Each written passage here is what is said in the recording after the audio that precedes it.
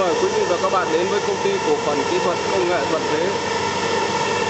Trên hình ảnh của quý vị và các bạn đang được xem là quả lô cám than quả vàng.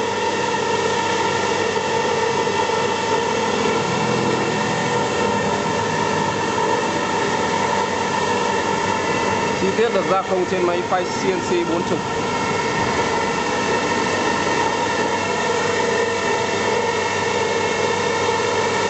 Còn đây là một dạng sản phẩm của quả lô cám than dạng hình chữ nhật.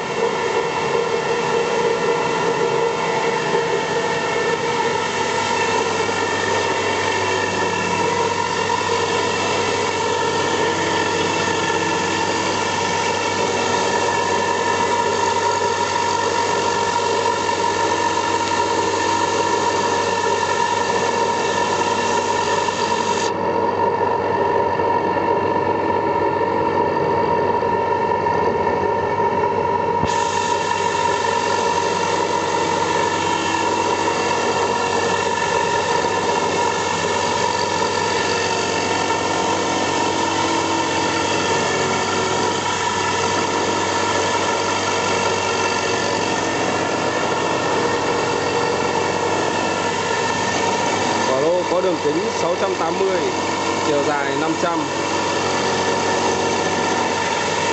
Trên đó được gia công 380 hốc dạng cầu R28,33.